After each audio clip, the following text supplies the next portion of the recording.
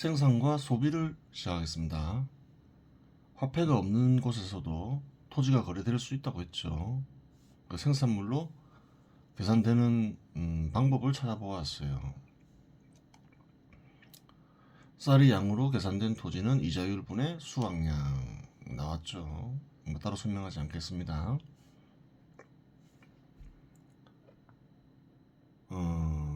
그러면 무엇을 할 수 있나요? 여기서 셋 중에 둘만 알면 한 가지를 구할 수가 있는 거죠. 그렇잖아요. 어떤 시대에 그 시점에 이자율이 어느 정도 됐을까?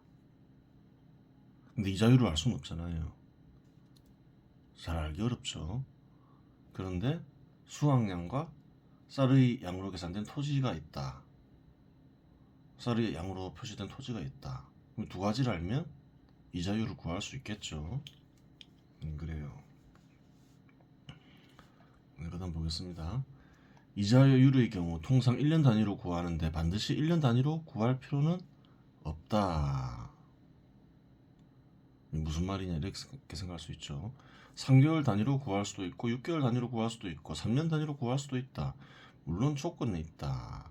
그럴 경우 수확량 역시 이자율 단위로 바꾸면 된다. 토지 계산을 할 때 꼭 연이자율을 쓸 필요는 없다는 거예요. 근데 조건이 있죠. 수확량 역시 이자율의 기한에 맞춰야 된다. 하여튼 기한을 두 개만 맞추면 된다는 거예요. 그래요. 즉 수확량의 기한에 이자율을 구하는 기한을 맞출 수도 있고 이자율을 구하는 기한에 수확량의 기한을 맞춰도 상관없다. 두 기한을 다 같이 조정하여 기한을 맞출 수도 있다. 한번 보겠습니다. 1년에 200kg의 쌀이 생산되는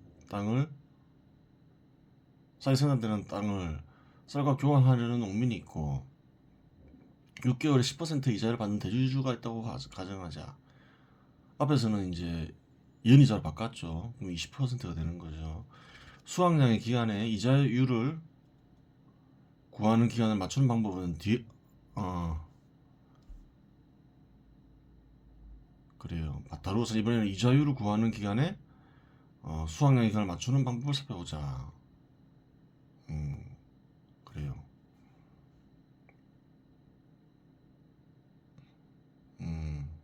그래요. 방법이라고 하였지만 누구나 쉽게 아는 방법이다. 1년은 12개월이니 6개월은 1년의 절반이다. 따라서 수확량을 절반으로 나누면 된다. 그러면 다음과 같은 식이 성립한다. 앞에서는 이자율을 곱하기 2를 해서 수확량의 기한에 맞췄는데 이번에는 반대로 수확량을 절반으로 나누게 되는 거죠. 6개월짜리 이자율을 사용하니까. 그럼 어떻게 되냐? 1000kg이 나오더라. 1년짜리를 사용했을 때 1000kg, 수확량의 기한에 맞췄을 때도 1000kg, 이자율의 기간에 맞췄을 때도 1000kg이죠. 살펴보았듯이 수확량의 기간에 이자율을 구하는 기간을 맞춰서 구한 결과와 이자율을 구하는 기간에 수확량의 기간을 맞춰서 구한 결과는 같다는 사실을 알 수 있다. 기간만 맞추면 맞더라. 그럼 제3의 기간에 맞춰도 같지 않을까? 그런 생각을 할 수 있죠. 그러면 이번에는 두 기간을 다 같이 조정해 보자. 수확량은 1년 단위인 12개월이고 6개월 이자율만 안다고 가정하자. 그 정리가 생긴 거죠. 기간만 맞추면 똑같구나. 그것을 활용할 수가 있어야 되는 거죠. 기술이 하나 생기는 거죠. 장기술이긴 하지만 또 모르는 사람은 모를 거 아니에요.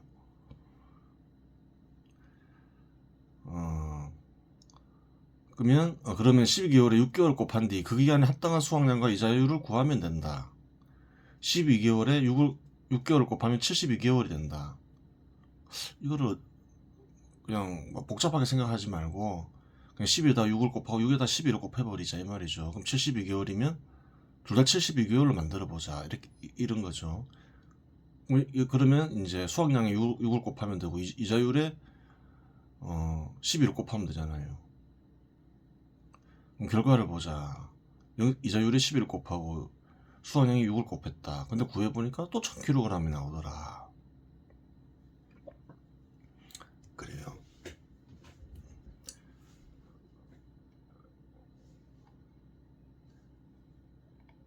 그러면 이제 왜 이런 짓을 하느냐? 앞에서 언급한 내용들은 답이 쉽게 나오게끔 이렇게 기간을 맞춘 거죠. 6개월, 12개월 이러면 맞추기 쉽잖아요. 2달 12개월이면 더 맞추기 쉽고. 근데 그 세상 일은 어떤가요? 이런 식으로 딱 나오진 않는다는 거예요. 보겠습니다. 거래하는 전제를 쉽게 해서 마지막 방식은 필요 없다고 생각할 수도 있다. 그러면 전제를 바꿔보자. 이 방식이 꼭 필요하냐? 11개월에 200kg의 쌀이 생산되는 땅을 쌀과 교환하려는 농민이 있고 5개월에 10%의 이자를 받는 대주주가 있다고 가정하자. 이 경우 한 기간에 다른 기간을 맞추기 어렵다. 그래요. 5개월을 또 12개월에 맞추기도 어렵고 11개월을 5개월에 맞추기도 어렵잖아요. 그 경우 위의 방식을 동원하면 된다. 그렇죠. 200kg에 5를 곱하고 10%에 11을 곱하면 된다. 그러면 뭐 복잡하게 생각할 필요 없잖아요. 기간을 맞추기가 쉽지가 않잖아요. 11개월, 5개월을. 그러면 X는 0.1 곱하기 11, 200kg 곱하기 5 이러면 909kg의 쌀 그대로 나오더라. 정리를 통해서 장기수를 익힌 거죠. 아니 맞추려면 꼭 맞출 수는 있죠. 뭐 12개월에 5개월을 맞추던가 이자율을 맞추던가 5개월에 수확량을 맞추던가 하려면 할 수 있는데 간단하잖아요. 못 믿겠으면 한번 해보라는 거예요. 그래요. 이런 게 많겠죠. 경제 현상을 분석할 때 어려울 때 이렇게 풀 수 있다는 거예요. 사람이 만들지 않은 토지 역시 쌀로 계산하였고 쌀은 일의 양으로 측정할 수 있으니 화폐가 유통되지 않는 곳에서도 재산을 정확히 계산할 수 있게 되었다. 물론 일의 양을 바탕으로 한 가지 생산물로 재산을 측정할 수도 있게 되었다.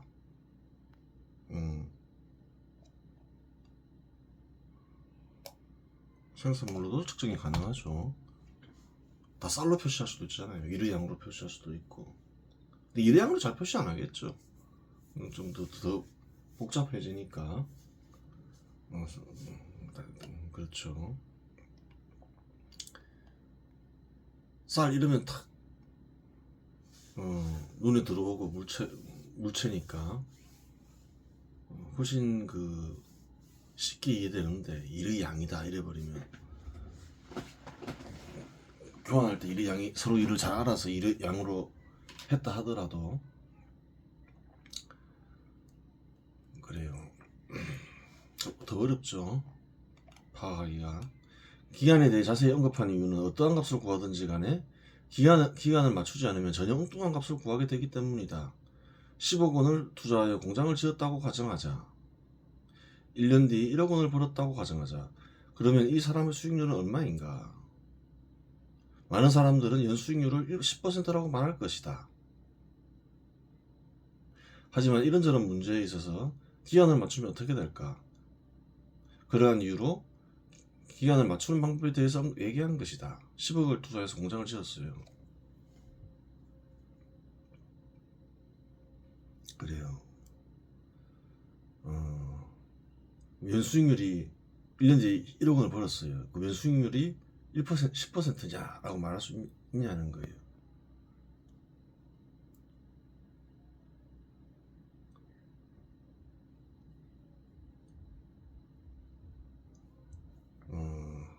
그래요. 한번 생각을 잘 해보세요.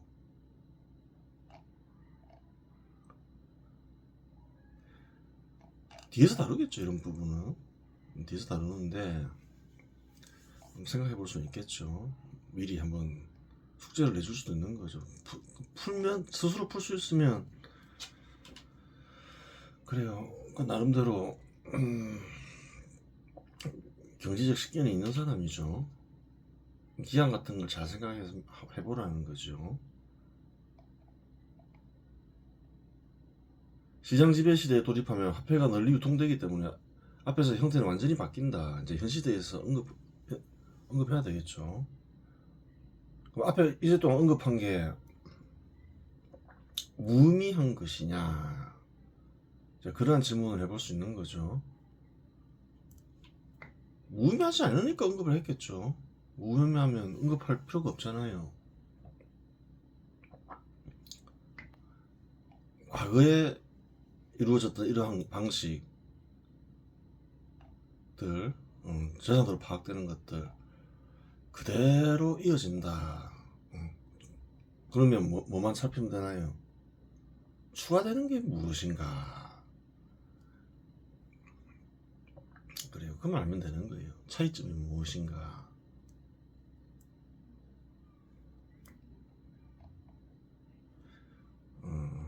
즉 모든 일하는 수단과 소비 대상은 화폐로 바뀐다. 하지만 언급한 방식은 계산의 기본으로 전혀 바뀌지 않는다. 단지 추가될 부분이 있을 따릅니다. 앞에서 언급된 내용들은 소득이 생산물이 아닌 화폐로 인식되는 곳에서도 그대로 이어진다. 재산이 형성되는 핵심 요인은 순소득임을 앞에서 확인하였다. 어떤가요? 쓰고 남는 것이 쌓이면 재산이 되죠. 그 핵심이 되는 거죠. 재산의 핵심 요인이죠. 그 핵심 요인이 바뀌었냐는 거예요. 그런 건 없다 이렇게 얘기했죠. 핵심 요인들은 그대로 간다. 과거에 있었던 거는 과거에 재산을 형성하는 핵심 요인들은 그대로 간다. 방식도 그대로 간다. 그렇게 되는 거죠. 그런데 순소득의 대상은 더 이상 생산물이나 일의 양으로 인식되지 않는다. 현 시대에서 그래요. 뭘로 인식되면 화폐로 인식되죠. 회사에서 일했는데 어느 정도 발전한 국가에서 화폐 대신 쌀 100kg 주면 화내죠. 1000kg 줘도 화내죠. 어떻게 들고 가냐 이러죠. 장난치나 그러겠죠. 근데 옛날에 안 그랬다는 거예요. 100년 전만 하더라도 쌀 주면 좋아했다는 거예요. 순소득은 일정 기간 번 소득이 일정 기간 쓴 비용보다 커 남는 소득이라고 앞에서 말하였다. 그럼 바뀌었냐? 쌀이 소득으로 인식되는 곳에서는 일정 기간 쓰고 남는 쌀이 순소득으로 인식된다. 반면에 화폐가 소득으로 인식되는 곳에서는 일정 기간 쓰고 남는 화폐가 순소득이 된다. 이를 그래프로 표시하면 다음과 같다. 예전에 그래프 언급했죠. 따로 설명하지 않겠습니다. 일의 양으로 이렇게 쌓여 나간다 이렇게 할 수도 있고, 또 예를 들어서 쌀이나 밀이 주로 부로 측정되는 거는 부위 측정 수단으로 이용되는 곳에서는 생산물의 양으로 표시할 수도 있겠죠. 생산물로 바뀌는 방식에 대해서는 두 가지를 얘기했죠. 일의 양으로 측정돼서 교환될 수 있다. 근데 그 일의 양이란 것은 사회적으로 인정되는 일의 양이다. 개인별 일의 양이 아니다. 두 번째, 일의 양으로 측정할 수 없는 것, 토지 같은 것. 토지가 대표적이죠. 고대에는 토지 외에 또 뭐가 특별한 게 없다는 거예요. 그것은 비례식으로 구한다. 그렇게 되는 것이고, 그러면 이제 화폐로 표시되면 어떻게 되나요? 뭐 쌀의 양, 뭐 일의 양, 뭐 이런 걸로 표시 안 하죠. 1년에 2천만원 벌었는데 200만원 남았다. 그럼 화폐로 그냥 표시하죠. 200만원, 2년 뒤 400만원, 600만원. 그냥 화폐로 표시된 것 빼고는 바뀐 게 없잖아요. 그러면 이렇게 표시하는 것과 예를 들어서 일의양이나 쌀로 표시한 것과 차이점이 뭐냐, 차이점만 보라는 거예요. 이주 동안 언급한 내용들 생각하면 차이점을 알 수가 있죠. 모르면 설명을 들었음에도 불구하고 차이점을 발견 못하면 좀 문제가 있는 거예요. 차이점을 알아야죠. 다 얘기했던 건데. 그래도 한번 살펴보겠습니다. 화폐가 유통되면 일하는 수단이나 소비 대상은 모두 화폐로 표시된다. 그리하여 특정 시점, 특정 공간에서 재산의 크기를 비교하기에는 용이하다. 화폐로 표시되죠. 현 시점에서 한국에서 다 가격이 있죠. 중고도 요즘에는 다 중고시장이 발달해서 다 비교 가능하죠. 누가 부자니 아니니 딱 화폐로 드러나죠. 특정 시점, 특정 공간에서. 하지만 드러나는 화폐 양으로는 시대별 재산의 크기를 비교할 수는 없게 됐다. 짜장면가 얘기했죠. 1963년에는 25원이었는데 2024년에는 7,500원 하더라. 짜장면이 그게 그거지. 특별히 바뀐 게 없잖아요. 그럼 뭔가요? 시대별로 비교할 수가 없네? 이렇게 돼버리는 거예요. 드러나는 화폐 양으로는. 생산물은 어떻을까요? 고대 쌀로 교환되는데, 쌀이 예를 들어서 쌀로 다 교환된다 치면 다 쌀로 바꿀 수 있는 거죠. 과거와 현재를 비교해도 아무런 문제가 없잖아요. 생산성이 막 크게 향상되는 것도 아니고 정체된 사회에서 시대별로 부를 비교하는 게 가능한데, 현 시대에서는 불가능해졌다. 드러나는 화폐의 양으로는. 80kg 쌀은 1963년 3,000원에 거래되었지만 2024년에는 1963년 쌀 가격이 107배이니 32만원 정도에 거래된다. 그래요. 2024년 3억 원으로 측정되는 재산이 1963년 30만원으로 측정되는 재산보다 크다고 말할 수 없다. 30만원의 100배는 3억 원이죠. 그럼 1963년에 30만원 가진 이가 부자인가요? 2024년 3억 원 가진 이가 부자인가요? 어떻게 되지? 이제 이렇게 되는 거죠. 쉽게 말해서 비교가 불가능해졌다. 이와 같은 사정은 소득에서도 그대로 적용된다. 물론 금이나 은과 같은 생산물이 화폐로 사용되거나 금이나 은을 대표하는 지폐와 같은 화폐가 사용되면 비교적 재산의 크기를 정확하게 측정할 수 있지만, 통상 정부기관의 신용을 발행하는 화폐로는 많은 시간이 흐를 경우 화폐 가치가 크게 하락하여 화폐 그 자체로는 시대를 달리하는 재산의 크기를 측정할 수 없다. 그래요. 쌀도 얘기했고 짜장면 가격도 얘기했고 무슨 말인지 알겠죠? 금이나 은이 거래되고 있다. 화폐로 정부가 발행하지 않고 금무게, 은무게로 측정이 된다. 혹은 쌀의 양으로 측정된다. 이러면 비교적 알기 쉽죠. 시대별로 비교가 가능한데,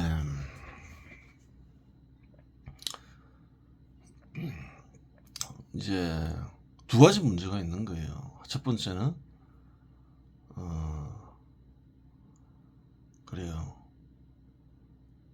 정부가 발행한다는 거. 그게 또 문제가 되는 거예요. 정부가 발행하면 금이나 은을 화폐로 사용할 수도 있죠. 그리고 금이나 은을 가지고 동전을 만들겠죠. 동전 같은 걸 만들어요. 근데 이제 정부는 어떤가요? 1kg의 금이 있으면 처음엔 이제 거의 1kg의 금으로 화폐를 만들겠죠. 1kg 가치가 있는 금으로. 근데 정부는 어떻게 하나요? 정부가 이익 남으려면 500g의 금에 다른 걸 섞어서 1kg의 금이다. 그렇게 하면서 1kg 그러면 금의 가치로 거래해라.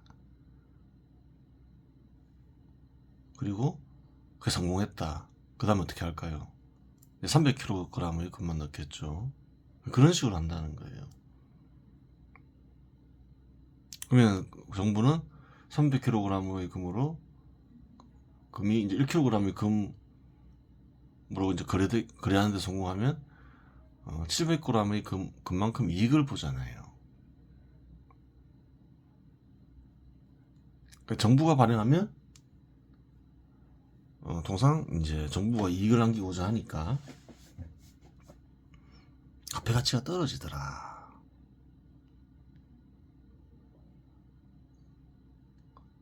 꼭 뭐 사리사욕을 취한다기보다는 여러 정책적 측면에서 그렇게 할 수도 있는 거죠.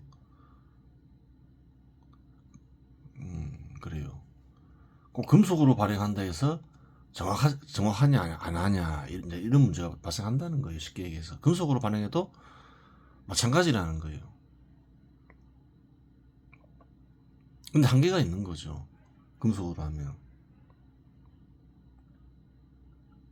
금발을 발행했는데 금을 아예 없앨 수는 없잖아요. 10분의 1을 줄이면 금을 장기적으로 보면 예를 들어서 그게 금이 반영된다 치면 물가가 10배가 오르잖아요. 근데 한국을 보면 알겠지만 3,000원짜리가 32만원까지 올랐으니까 100배가 넘게 올라가잖아요. 앞으로도 또 안 올라간다고 보장할 수 없잖아요. 끝없이 올라갈 수가 있는 거죠. 이제 그런 게 있는 거예요.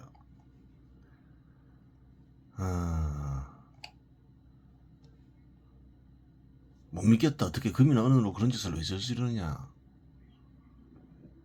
뭐 다른 나라 다 봐도 마찬가지지만 마찬가지라는 거예요. 당백전은 1866년 11월 주주되어 6개월 동안 유통되었던 화폐이다. 근데 왜 실패했느냐? 실질 가치는 상평 통보의 5, 6배에 지나지 않았으나 100배의 명목 가치로 통용시키기 위해 주조되었다. 남겨 먹기 위해서 그렇게 한다는 거예요. 이제 그 정도 가치로 거래해 이렇게 하는 거죠. 고종이 추진한 경복궁중공과 국방강화책으로 조선정부의 재정이 악화되었다. 이러한 재정난을 타개하고 소전의 불편을 해소하기 위해 발행하였다. 그렇죠. 돈 벌기 위해서 하였다. 그게 좋은 목적이건 나쁜 목적이건 간에 그렇게 한다는 거예요. 근데 너무 지나치게 화폐 가치를 떨어뜨리면 안 쓸라 하겠죠. 그러니까 이제 안 쓴다 이렇게 된 거죠. 사람들이 가치도 없는 거 거래하라고 하라니까 너무 티나게 하면 안 된다는 거예요. 그렇게 되는 것이고, 이게 정부가 발행한다. 그럼 항상 문제가 가치는 떨어진다. 앞으로도 별로 달라지지 않을 것이다. 항상 그래 왔으니까 역사적으로 그런 부분이 있는 거고, 금속 같은 걸로 하면 생산물로 하면 한계가 있는데 생산물로 하지 않으면 받듯이 한계가 없어진다. 그런 거죠.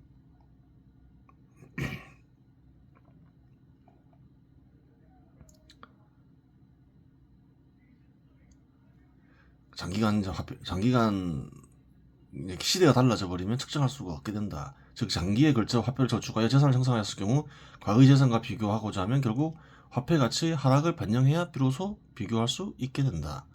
예를 들어 열심히 저축하여 1억 원 있던 은행 예금이 2억 원으로 불어났다고 하여 재산이 1억 원 증가하였다고 말할 수 없다. 화폐 가치가 자꾸 떨어지니까. 그래요. 그러면 좀 정확하게 하려면 어떻게 할까요? 요즘에는 뭐 국민소득도 그렇고 뭐 그래서 이런 걸 피하기 위해서 이제 주로 달러를 이용하죠. 원화 믿지 못하겠다. 달러는 믿을 수 있냐는 거예요. 똑같겠죠. 그 정부가 그 정부지. 그렇게 되는 거예요. 좀 더 정확하게 하려면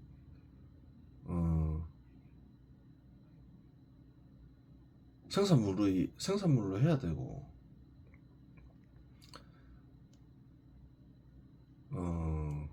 생산물을 예를 들어서 금이나 은으로 할 수 있겠죠. 근데 금이나 은을 캐는 것도 생산성이 달라질 수가 있잖아요. 비용이 저렴해질 수 있다는 거예요. 그러면 어떻게 하면 될까요? 금이나 은을 캘 때 용인되는 사회적으로 인정되는 일의량을 측정해서 일단 금값으로 바꾼 뒤 그 일의량을 측정해서 어떻게 하면 넣어보면 사실은 가장 정확하게 알 수 있겠죠. 뭐 그런 방법이 있다는 거예요. 현실에 대해서 뭐 그렇게까지 측정하진 않죠. 근데 이제 정확하게 소득이나 재산이 어떻게 변동했는지 알려면 그렇게 해야 된다는 거예요. 화폐로는 시대별로 비교가 사실은 힘들다는 거예요. 그렇게 하는 방법, 물론 이제 그런 건 있죠. 여러 가지 방식이 고안될 수 있어요. 저번에 얘기했듯이 그 시대와 현 시대에서 사용하던 어떤 소비 대상을 몇 개 조사해서 평균을 내서 해도 뭐 내는 방식도 있고 그렇게 하는 수밖에 없는 거예요. 현 시대에서는 정부가 그 화폐를 신용으로 발행하는 이상 별 방법이 없다는 거예요. 꼭 알고자 하면. 이번 시간에서 마치겠습니다.